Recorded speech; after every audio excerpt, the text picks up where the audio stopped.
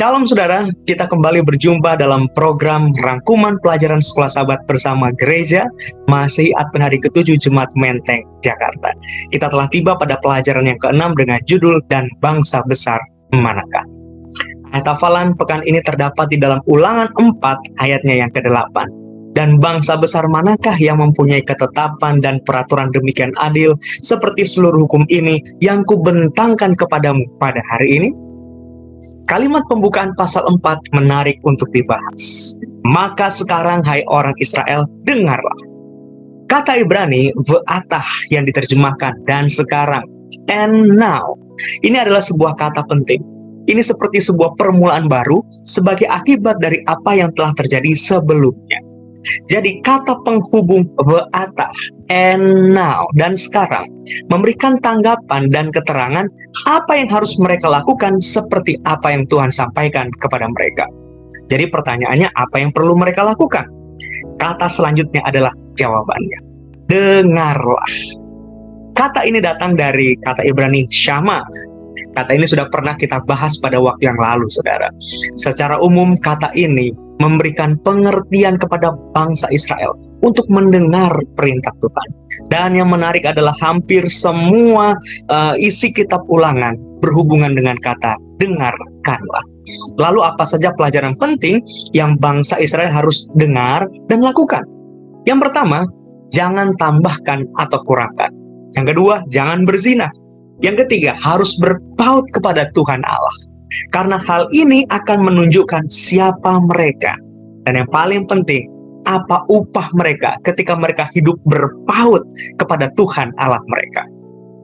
Setan sangat gigih, saudara, dan tidak kenal lelah untuk meneruskan pekerjaan yang telah dia mulaikan di surga, yaitu pekerjaan mengubah hukum. Kalau dia berhasil membuat dunia percaya pada teori yang dia paparkan di surga sebelum kejatuhan, maka dia perlu kembali melakukan itu pada saat ini. Agar semua orang yang mengaku Kristen, umat Allah, menolak Allah dan kedaulatannya melalui hukum-hukumnya. Pelajaran sejarah bangsa Israel membuktikan bahwa masalah demi masalah, kegagalan demi kegagalan mereka adalah akibat karena hukum Allah diabaikan. Jadi tujuan praktis untuk menghilangkan hukum atau merubah hukum justru akan menuntun orang kepada pelanggaran demi pelanggaran yang makanya nanti akan mengakibatkan kebinasaan dan kegagalan. Itu sebabnya pelajaran ini sangat jelas. Jangan tambah-tambah atau kurangi. Betapapun ketidaknyamanan kita tentang cerita-cerita bangsa Israel yang memusnahkan beberapa bangsa kafir yang ada di sekeliling mereka, tapi kisah ini dapat membantu kita menerangkan logika di balik perintah tersebut. Karena Tuhan mau bangsa Israel menjadi saksi bagi bangsa kafir yang ada di sekeliling mereka, agar mereka mengenal Allah yang benar, satu-satunya Allah yang layak untuk disembah. Jadi pola kehidupan mereka adalah pola kehidupan penyembahan Allah yang benar. Tapi sebaliknya, bangsa Israel justru mengikuti bangsa-bangsa kafir dengan menyembah Allah palsu di sekitar mereka. Dan mereka sering jatuh dalam pemberontakan yang terang-terangan di hadapan Allah, yang mana seharusnya tidak mereka lakukan, karena mereka adalah wakil Allah di dunia ini. Jadi bangsa Israel jatuh dalam dosa perzinahan, saudara. Ini bukan saja tentang perzinahan fisik, tapi juga tentang perzinahan rohani. Dan tidak diragukan lagi, tindakan perzinahan fisik akan memimpin mereka kepada kemerosotan moral, yaitu dosa perzinahan rohani. Lalu bagaimana ini dapat terjadi? Ya, karena mereka mengeraskan hati mereka. Dan ya ingat tadi, dosa itu secara fisik mereka lakukan, dan akibatnya mereka masuk ke dalam zona dosa berikutnya, yaitu dosa secara rohani. Yang mana ini adalah tujuan utama dari iblis untuk menyerang umat-umatnya. Jadi menurut cerita ini mereka sudah menjadi sangat hina, di mana seorang laki-laki Israel, saudara, dapat membawa wanita Midian ke dalam perkemahan mereka. Bayangkan, mereka bawa tepat di hadapan Musa, bahkan di hadapan orang-orang yang sedang berdoa dan menyembah Allah sambil menangis di pelataran bait suci. Itu sebabnya hal penting harus mereka lakukan dan mereka perhatikan, yaitu hidup mereka harus benar-benar, harus sungguh-sungguh berpaut kepada Tuhan. Kata Ibrani untuk sungguh-sungguh berpaut adalah dabak. Kata ini sering ditunjuk atau merujuk kepada sebuah komitmen yang kuat untuk berpaut pada sesuatu yang di luar dari diri sendiri. Nah, akar kata Ibrani ini sering digunakan di beberapa kitab. Misalnya di Kejadian 2 ayat 24, ketika Musa menulis seorang laki-laki akan meninggalkan keluarganya dan berpaut dengan istrinya. Dan kata ini juga dalam konteks yang sama muncul 4 kali dalam kitab Ulangan. Ulangan 10 ayat 20, 11 ayat 22, 13 ayat 4, 30 ayat 20. Dan semua kasus tersebut idenya sama. Mereka, umat Israel, harus berpaut atau berpegang teguh kepada Allah mereka. Jadi mereka harus memberikan diri mereka kepada Allah untuk mendapatkan kuasa dan kekuatan darinya. Dan yang paling penting untuk diingat adalah bahwa bangsa Israel adalah subjek dari kalimat ini, dari kata kerja ini. Mereka harus berpaut. Jadi mereka harus membuat pilihan untuk terus berpaut kepada Allah, sehingga mereka akan menang di dalam kuasa dan kekuatannya. Lalu apakah berkat dari kualitas kehidupan seperti ini, saudara?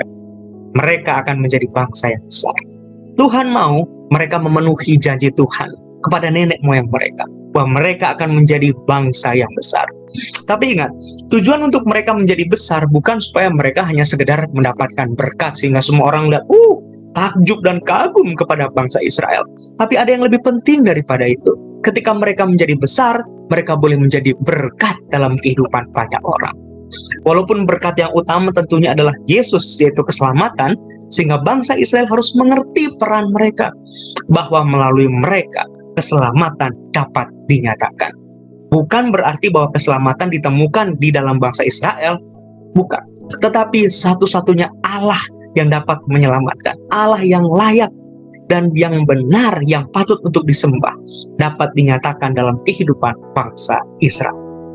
Kemudian yang selanjutnya, berkat penurutan mereka, saudara, akan menjadikan mereka menikmati karunia Allah yang ajaib, yaitu kemakmuran di hadapan bangsa-bangsa. Sehingga saudara-saudara, mereka akan mengalami banyak sekali kemajuan-kemajuan. Mereka juga katanya akan dihalau dari segala penyakit, segala bencana. Bahkan mereka akan dipelihara di sepanjang zaman. Karena Allah akan memperlengkapi mereka menjadi bangsa yang mulia di atas dunia ini. Lalu saudara, bagaimana kita dapat mengaplikasikan pelajaran ini dengan baik? Gereja Masehi Advent hari ke-7, itu adalah nama kita. Tapi kita perlu bertanya, jangan-jangan ada kebiasaan-kebiasaan yang kita lakukan yang bukan dari persyaratan Alkitab. Kita tambahkan, sifatnya seperti hukum Musa, tapi kita bangga loh melakukan hal itu. Kita malah coba-coba, atau bahkan mungkin kita senang untuk menghakimi orang lain berdasarkan kebiasaan yang tidak alkitabiah itu. Kita harus berhati-hati. Lalu bagaimana kemudian kita dapat merespons misi yang bangsa Israel telah gagal lakukan, supaya kita tidak gagal melakukannya sebagai sebuah gereja, sebagai individu yang dipanggil oleh Allah untuk melakukannya. Panggilan untuk menjadi berkat bagi segala bangsa. Terima kasih telah bergabung bersama dengan Gereja Masehi Advent hari ke-7 Jemaat Menteng Jakarta dalam program Rangkuman Pelajaran Sekolah Sabat. Bagikan terus channel ini, berkat melalui tayangan ini kepada semua orang yang rindu untuk mendengarkannya dan menikmati berkat lewat pelajaran Sekolah Sabat.